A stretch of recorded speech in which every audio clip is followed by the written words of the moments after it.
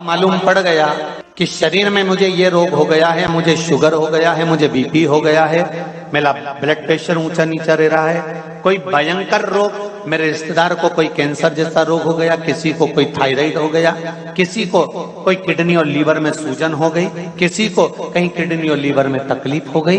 तो शिव महापुराण की कथा कहती है, नवग्रह शिव महापुराण की कथा कहती है कि बेलपत्री के वृक्ष के नीचे महामृत्युंजय मंत्र का जाप जो शुक्रवार की शुक्रवार घी का दिया लगा कर करता है, उसके रोग बाबा देवाधिदेव महादेव समाप्त करते चले जाते हैं। ये संजीवनी मंत्र शुक्रवार के दिन भगवान शंकर को शुक्र को दिया था, इसलिए उसकी प्रधानता। शुक्रवार के दिन बेलपत्री के वृक्ष के नीचे बैठकर घृत का दिया लगाकर शरीर में जो रोग है उसका स्मरण कर कर शंकर जी से विनय कर कर, हे भोलेनाथ आपने शुक्र देवता को संजीवनी मंत्र दिया है, तो क्या आप मेरे को वो मंत्र प्रदान नहीं करोगे?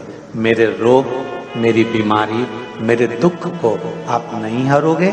शिव से कहो, ये शरीर आपने दिया है और भजन करने के लिए दिया है, स्मरण करने के लिए दिया है, कीर्तन करने के लिए दिया है, तो संभालोगे भी आप। और बेलपत्री की ओर मुख कर घी का दिया लगाकर महामृत्युंजय मंत्र का स्मरण कर लेने पर धीरे धीरे धीरे धीरे धीरे धीरे वो रोग समाप्ति की ओर आता चले जाता है। मान लो घर में अगर लक्ष्मी नहीं आ रही, किसी कारणवश कोई कार्य ऐसा हो गया हो कि आप बहुत मेहनत कर रहे हो, सफलता नहीं मिल रही हो, लक्ष्मी प्रवेश नहीं कर रही हो, तो महाराज बेल का जो फल होता है उस फल के अंदर का जो गुर्दा होता है, बेल के फल का अंदर का जो भाग होता है गुर्दा, उसको लेकर घर पर आओ और सुखा लो।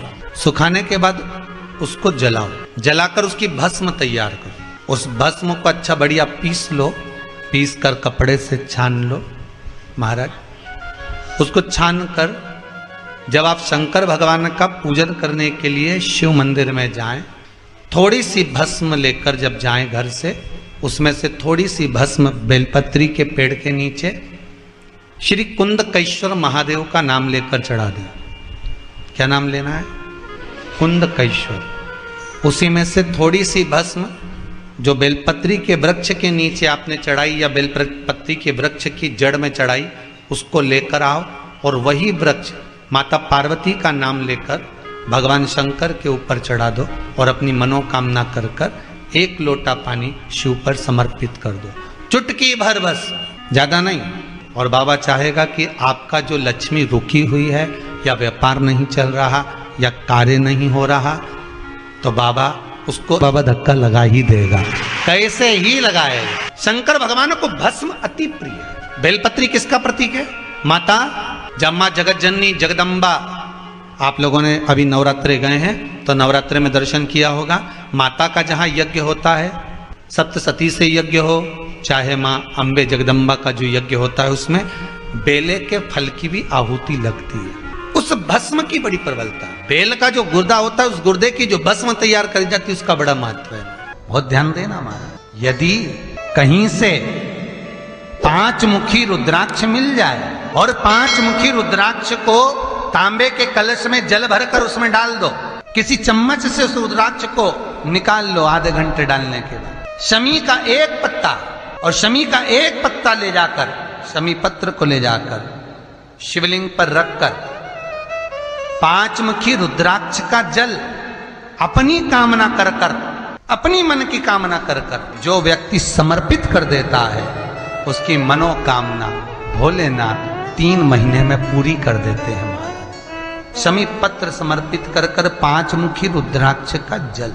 और एक बहुत सुंदर बात वर्णन करूंगा। रुद्राक्ष को सिद्ध करने का तरीका है शंकर के शिवलिंग पर रखकर उसका अभिषेक करना और फिर उसको धारण करना। कई लोग पूछते हैं रुद्राक्ष पहनने का तरीका क्या है? शिव को समर्पित कर कर मंत्र का जाप, आपको मंत्र बताएं, उसका स्मरण कर कर फिर अभिषेक पूजन कर कर फिर धारण। एक छेदित रुद्राक्ष होता है जिसमें छेद होता है या छेद करा जाता है, एक बिना छेद का रुद्राक्ष होता है, जिसमें छेद नहीं होता। जिस रुद्राक्ष में छेद नहीं होता वो कार्य में सिद्धि अधिक देता है, सिद्धता प्रदान करता है, वो खंडित नहीं कहलाता।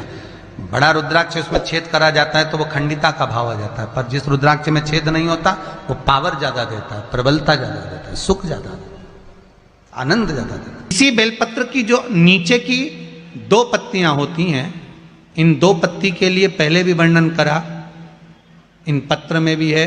किसी माता को इंजेक्शन लगते थे, इंसुलिन लगता था, पर बेलपत्री के सेवन करने से उनको अब इंसुलिन की जरूरत नहीं है शुगर लेवल में। बेलपत्री की जो पत्ती होती है नीचे की 2 पत्तियां, इस पर केसर से आप चंदन का तिलक, केसर का तिलक लगा लें। और भगवान शंकर का जो शिव जी के 13 बच्चे हैं, शंकर जी के कितने बच्चे हैं? 13।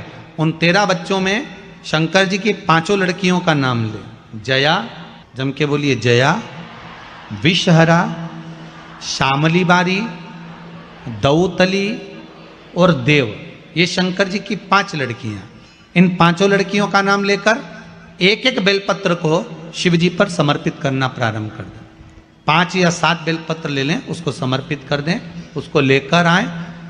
जब बेलपत्र शुगर वाला व्यक्ति या बीपी वाला व्यक्ति या थायराइड वाला व्यक्ति खाए तो एक एक बेलपत्र सबसे पहले नीचे की पत्ती को तोड़ ले, जो नीचे की 2 पत्तियां, इसको तोड़कर खाना प्रारंभ करे।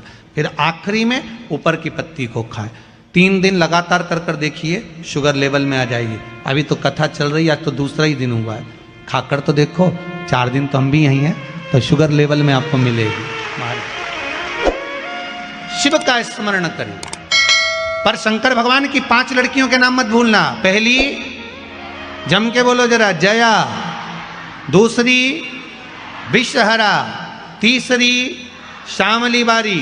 चौथी, दौतली। और 5वीं, देव। ये शंकर भगवान की 5 लड़कियां हैं जो औषधि का काम करती हैं।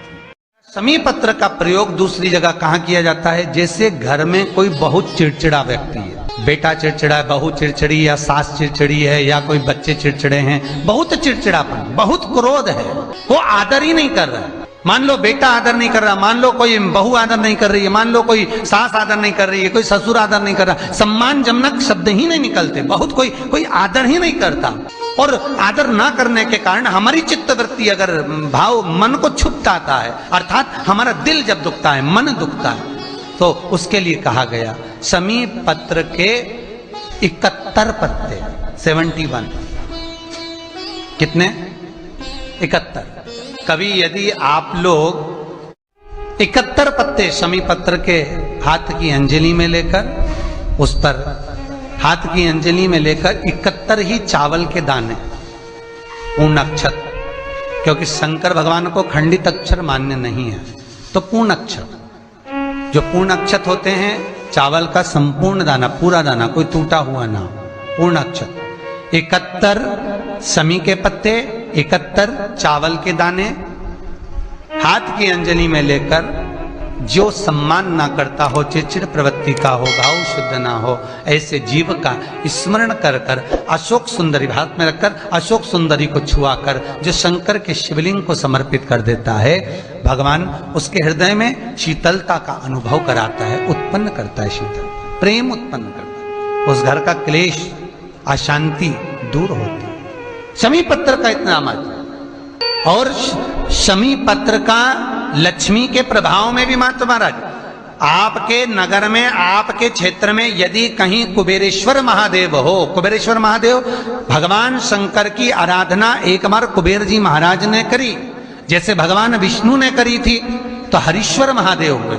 विष्णु जब करे तो भगवान इसे कुबेर जी महाराज ने जो तप साधना करी है, कुबेर जी महाराज ने जो आराधना करी, कुबेर जी महाराज ने जो साधना करी है, कुबेर जी महाराज ने जो भगवान शंकर की अर्चना करी है, तो जिनकी यहाँ संपदा की कमी होती है, वैभव की कमी होती है, लक्ष्मी की कमी होती है, प्रतिष्ठा की कमी होती है, धन की कमी होती है, उसके लिए शमी पत्र 31 शमी पत्र कुबेरेश्वर महादेव